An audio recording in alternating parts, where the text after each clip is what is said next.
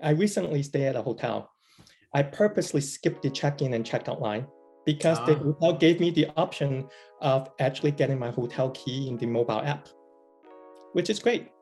But then I talked to them afterwards. I said, hey, I love the mobile key experience, but then you completely lost me as a customer in a way that is meaningful to you, in a way that you can engage me and tell me why the hotel is amazing, that I need to go to the bar. How am I feeling? How am I doing? And what else can they do for me? Because if the app does not answer those questions for me, and you told me to rely on the app, then I'm likely going to stop my process, my engagement with you. And so for that particular hotel and for the hotel chain, they really have to rethink, what else do I have to do?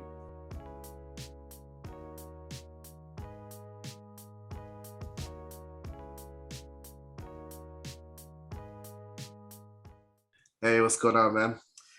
Shawn, how you doing, sir? How are you doing? Happy Friday, happy Friday. Happy Friday. I am doing fantastic. It's been a crazy week. Something about the end of the year, just has everyone running around crazy, doing a bunch of projects and getting things done, because we come into the December time period and that's when things start to close down and people unwind. So it's definitely the height of activity right now. Yeah. I am glad I had a couple minutes though to cut my hair and look pretty for the camera, It's funny. I just got my haircut too. I literally just got my haircut and like you, it's almost like ramping up to relax, right? Exactly. So everyone is right now, at least some of the projects I'm working on right now is, okay, can we finish this before I take off and go on vacation? So it's that time of year. It's an exciting time of year though. I love Christmas. I love fall. I love Christmas. So looking forward to this. Same here. And I gotta tell you, man, your haircut's looking dope, man. Listen, I'll give you the name of my barber, man. He does well. He does well. All right. So, hey, everybody. Good to see y'all again. Welcome back to a brand new episode of As Is To Be. I am your co-host, Shawn, Digital Transformation Specialist. And I'm also your co-host, Reid. I go by Creed, and I'm your Digital Transformation Specialist as well. Right on. And we have an exceptional guest today, Larry Leung, who we're very excited to have him here and introduce you to today. Actually, before our recording today, we just got right into conversation. He's such a fast, so I'm super excited. Thank you for joining us today, Larry. Thank you so much, and nice haircuts. Thanks, Larry. I think I should go with you, actually. So let me tell you a little bit about Larry. So Larry Leung is the founder and chief experience officer at Transformidy, a consulting agency focusing on customer experience strategy, research, and design for travel and retail industry clients. Additionally, Larry is a conference speaker, he's an educator, he's a board member, and a media contributor. So he does it all. He really puts himself out there and shares his knowledge. So thanks again, Larry. Thank you so much for having me.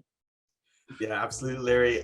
Like Shawn was saying, off camera, we were already jumping into customer experience.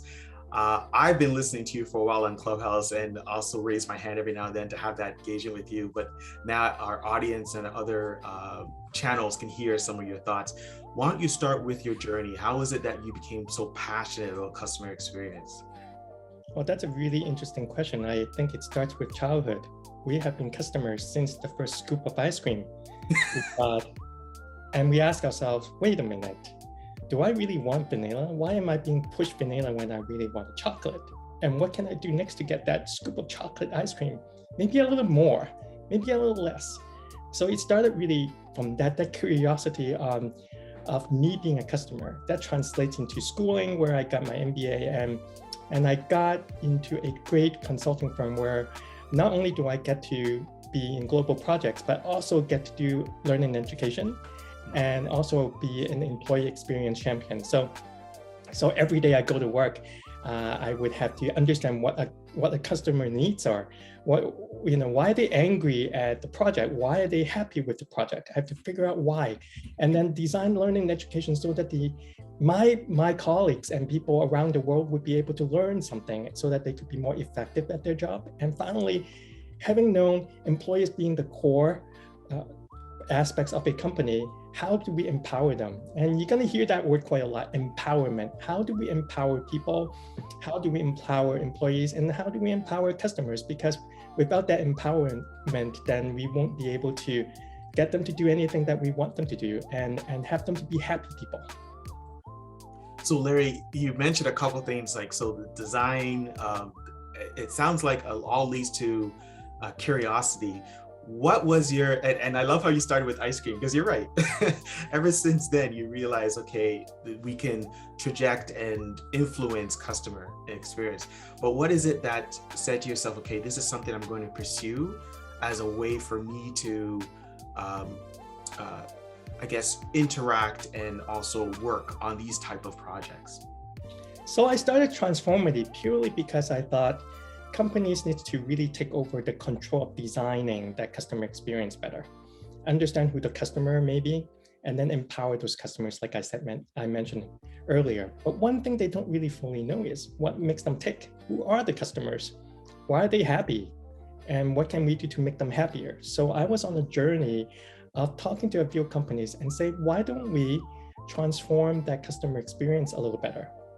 Really figure out the journey, and then not put all your dollars at the beginning of that journey, which would be engagement. So like I typically work with travel and retail clients, and they spend all their marketing dollars in engaging you with flashy pictures and videos, telling you how amazing it's gonna be shopping or use their services. But then they drop off on that engagement afterwards. They don't really tell and ask you how things are. And then the question is, why not? If we build that relationship with our families and friends, we would want that same relationship with the brands and companies that we work with. And that's how I got into really starting a company, helping brands and companies think about, hey, maybe we can do better. Maybe we can build those trusted relationships. That's fascinating. And this is really insightful. And it has me wonder about like organizations and companies that have been around for a long period of time, especially those that are looking to reinvent themselves. The world as it is today, we have robotic process automation, now the metaverse, AI-powered world. That's really going to be our future. So I'm wondering, for organizations that have been around for a long time and are looking to reinvent themselves in definitely a technology and information and AI-centric future, where would they begin? Well, that's a really good question, because a lot of companies have been saying metaverse and artificial intelligence, machine learning in their press releases. But then if I go to their C-suites and ask them, do you know the definition of those words? They would say, I have no idea. Well, me included, because metaverse really started being popularized, not because a lot of players are already in the space, but because Facebook changed their company name into Meta, and then suddenly everybody's thinking, oh, metaverse. But no, there is no school teaching metaverse today. And if we were to go do a random polling of 100 people, likely they have no idea what that really means. They may know a little more about artificial intelligence, but when it comes to data and what it means to own that data stream and have all that data available to understand the customer, still a lot of companies that I work with don't have the best big picture imagination of that, how to use all the data and how to manage it from many different ways, from using it for good, thinking about privacy and security, and then thinking about how you can actually get into sharing your data. Because many companies don't ask us, oh, do you know that this is how we use your data? And thank you for sharing that data. And we will keep you posted on how the data is being transformed so that you will continue to have a say. And so my job is to enable those companies to really think about that, engage the customers with more information, more education, more awareness, so that the customers would be like, hey, you know what? I trust you with my data. Take it, and then let's do something better with my data. I look forward to doing more of that. That's interesting. If I could follow up on that question.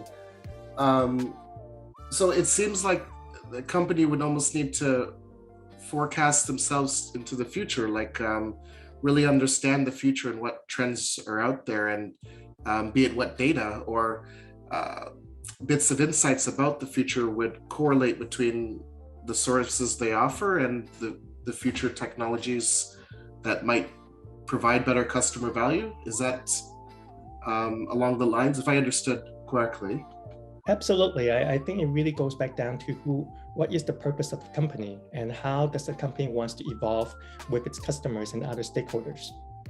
And putting the words out there does not necessarily mean that you have the concepts, you have the tools, and you have the people in place to actually bring that into reality. To bring everything into reality and get into AI and metaverse, it's to really fully understanding all the stakeholders, their needs, and then be able to build a new process that would incorporate all their needs and their voices together so that everybody's on board. It's interesting with customer experience.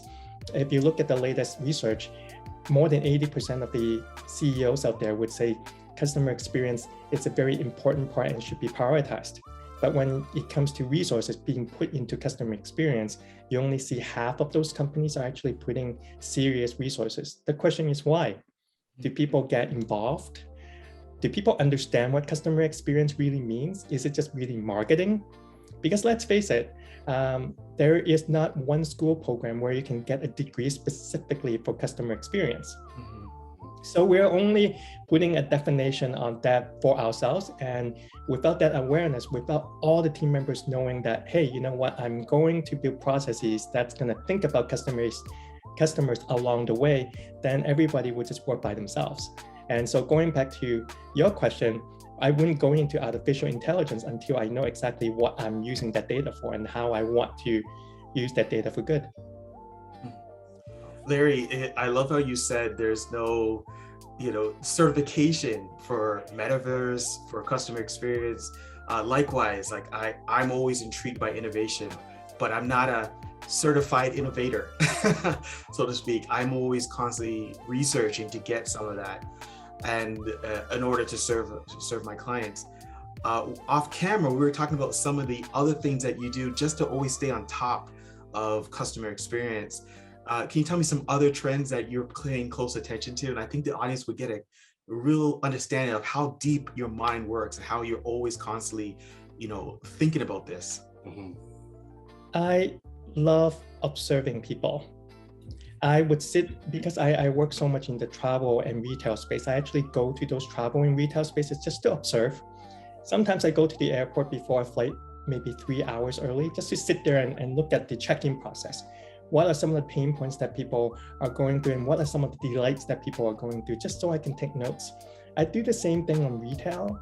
I would go to the store and ask them, some of my clients let me be in the store and just act as if I work there, just so I know what's happening.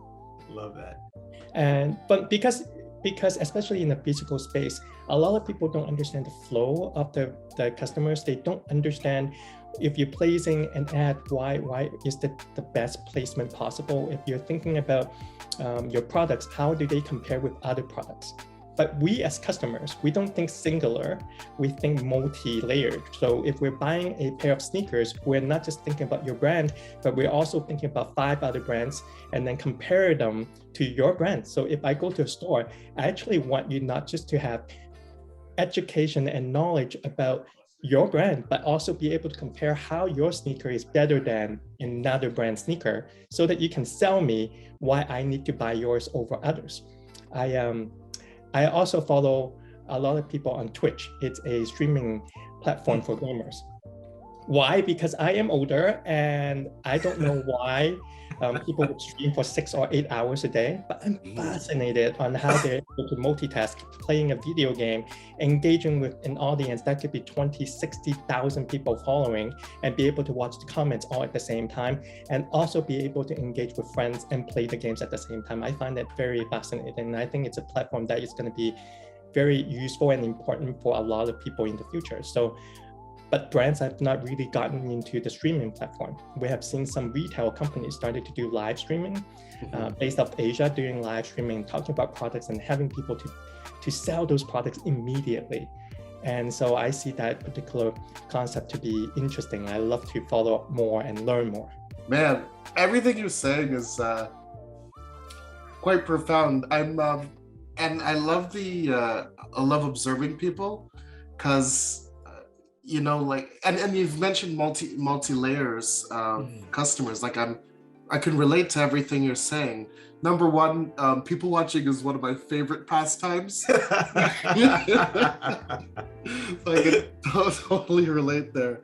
And I couldn't agree more. Like in terms of like if we go to buy a product, you know, my mind is going, well, what's the cost? What do other brands have? Will it fit me? How will my wife feel about this?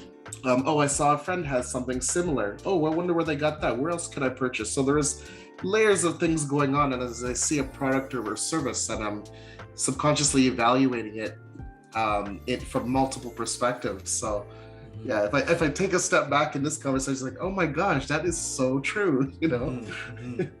Yeah, we're complex people with sometimes simple needs and sometimes really complex needs. The more companies are able to anticipate what those questions may be and address them really quickly for us without us asking, then we would be more likely to build that trusted relationship. So, you know, a lot of that customer experience, it's not really about the process, it's really about building that trusted relationship.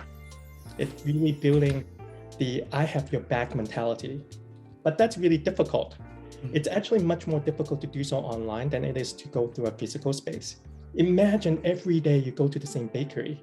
You by within a minute of that bakery, you can already smell the fresh baked bread. And it's almost like that journey starts with that smell, that amazing scent. And so you go there and the people there remember your name, remember exactly which bread you get every day. That's how you build that trusted relationship really quickly, right? But you can't do the same thing online. It's not like, you know, on your laptop, there is a function where they can pump out a scent of freshly baked goods so that you'll be like, ooh, I remember that smell so distinctively. And so I find it to be much more difficult and for brands to do. And so they have to do more work. They have to do a lot more checking in engagement and be able to say, hey, you know, we care about you. I recently stayed at a hotel. I purposely skipped the check-in and check-out line because the hotel gave me the option of actually getting my hotel key in the mobile app, which is great. But then I talked to them afterwards. I said, hey, you know, I love the mobile key experience, but then you completely lost me as a customer in a way that it's meaningful to you, in a way that you can engage me and tell me why the hotel is amazing, that I need to go to the bar. How am I feeling? How am I doing? And what else can they do for me? Because if the app does not answer those questions for me, and you told me to rely on the app, then I'm likely going to stop my process, my engagement with you. And so for that particular hotel and for the hotel chain, they really have to rethink, what else do I have to do? If everybody's stopping from talking to me in person, then what do I have to do in my online assets to say, hey, that's important. They are now engaging me with digitally. Maybe I need to say more. Maybe I have to say my good mornings on the digital app instead of being in person because that person is no longer engaging with me in person. That's so amazing that you put that out there, Larry, because so as a process designer, we're always constantly trying to automate, and particularly after COVID, I'm going to circle back to that and ask your thoughts of what advice you're giving to large and small companies after COVID. But particularly after COVID, there was a lot of sense of automation as a result of we had to. But you bring me back to one of my mentors first told me is never automate value add, right? So that contact with the customer, which yes, there are components that can be automated to make it efficient, but the effectiveness of the brand never to automate that. How were you approaching small, medium, large companies after COVID on ensuring that they still incorporate those enhancements, which I like, by the way, but you're right. how do you get me to the bar? So is there any thoughts, tips, or tools that you share with them? And is it any different from small, medium to large? And another point to that is there any difference between sectors, between hospitality and retail and travel? And it's a long question, but could you unpack some of that? Technologies are supposed to empower people to be the better version of a customer. We don't mind technology. The problem is, if people are using technology to solve a problem that is not there to begin with, or increase that complexity, then people will start to push back. Before the pandemic started, many supermarkets and many stores actually started putting kiosks. You see this at airports too. Yeah. Asking people to self-serve themselves. Now, self-serve may work really well, but not for all segments of the population. What if I have been doing all my shopping at this one store for 50 years and my journey is that I go and have someone there waiting for me to take care of me with my groceries at checkout.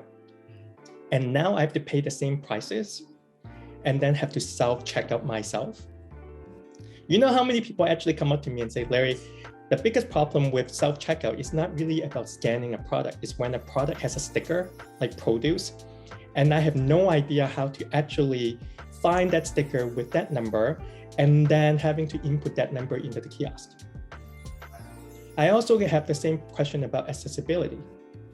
What about people in their 70s and 80s who shop earlier in the morning, but you still have to face the same kiosk with the same user interface as other people who would be able to understand the complexity of the kiosk?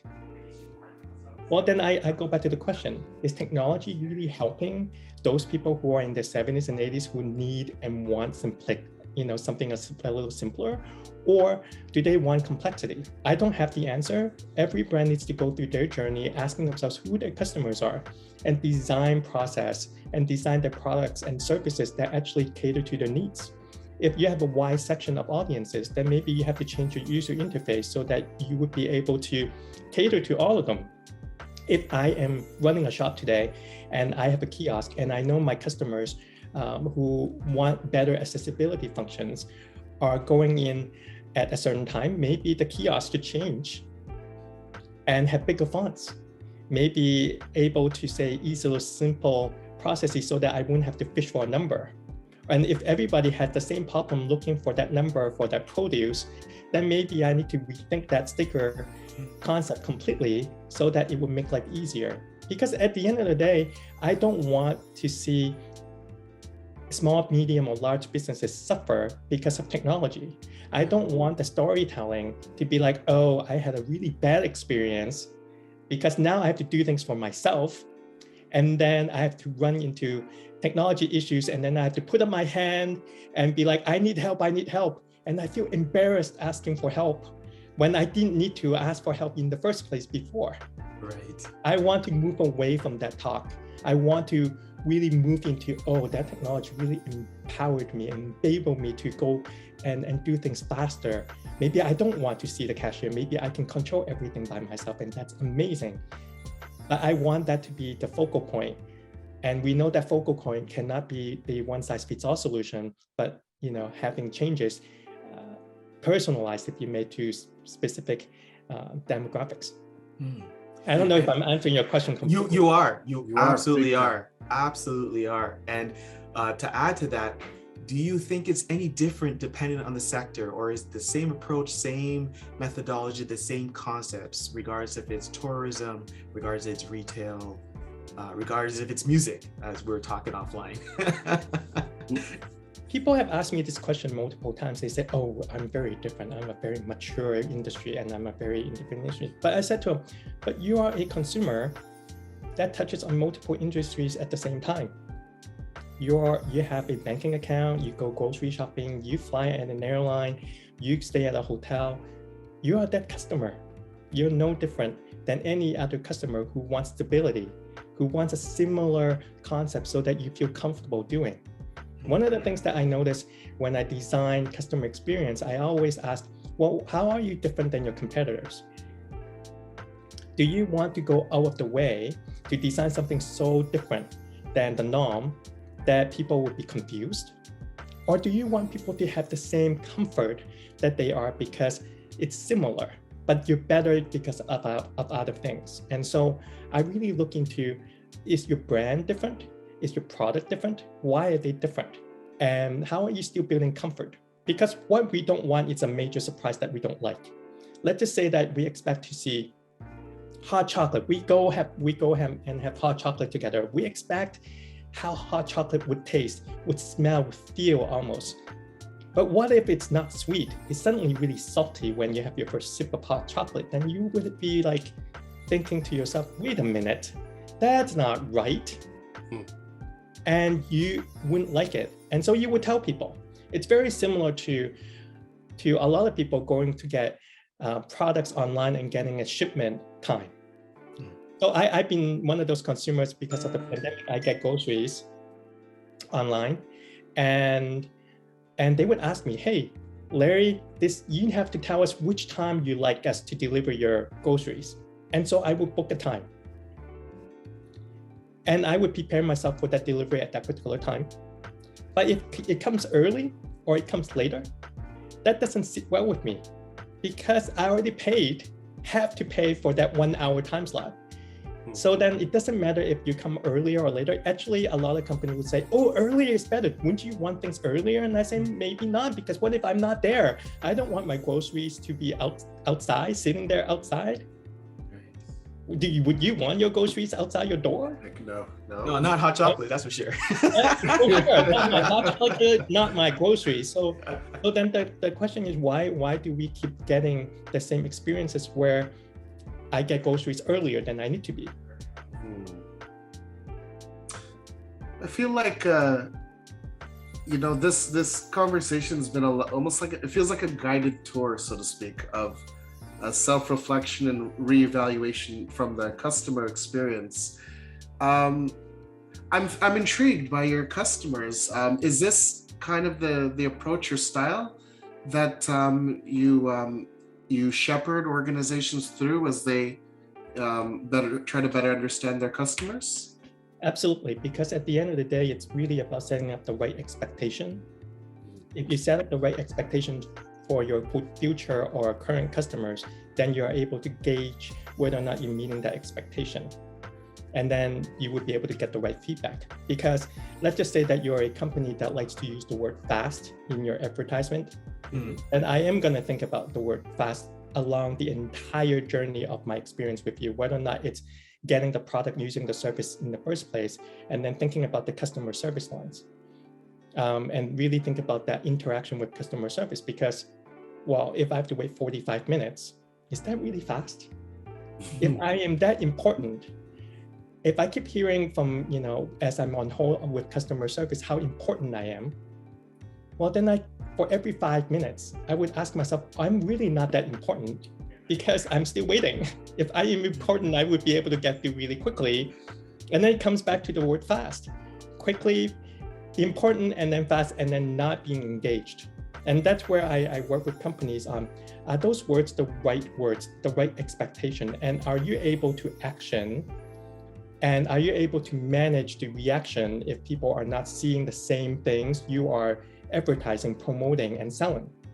Because it's not just really about building that trusted relationship. It's not just about using the product. It's really about the entire journey you're going through with a company. Makes a lot of sense. Sorry, you're going to add, Carl. No. Please go ahead. I was more intrigued with, Larry, if this is how you engage your customers, your clients, it's fantastic, because you put so much great analogies as it makes easy for people to follow, but also makes them thirsty or looks for something sweet. We talked about ice cream, we talked about hot chocolate, we talked about groceries, and we talked about travel. So all those combinations of sharing your experiences and an easy way for them to understand it, I love it. And now after this, I do want some ice cream and I do want some hot chocolate. So you succeeded, sir. Yes. And fast. Yeah. And next thing you know, you just need to get a sponsor on Matthew. Exactly. Please, friends are watching this particular show, please contact me. Exactly.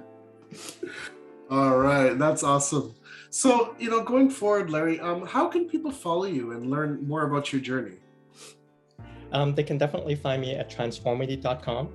And they can also find me on major social media platform under Larry Leung with Transformidy. And it would be great to really learn about your stories and listen to what are some of your pain points that you think I can help you with, and then we can go from there.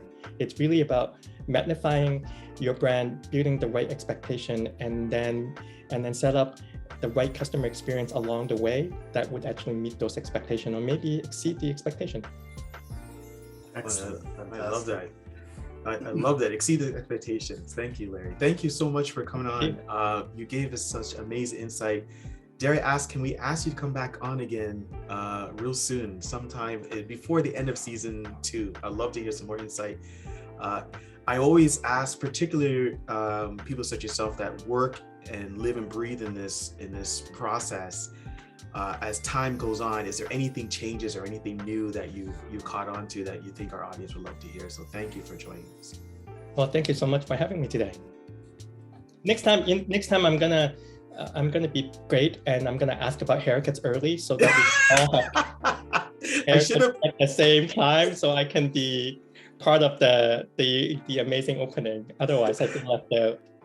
No, absolutely. And next time we'll all have our hot chocolates and ice cream ready to go as well.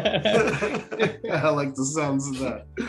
Good stuff. So, of course, Larry, it's been really good.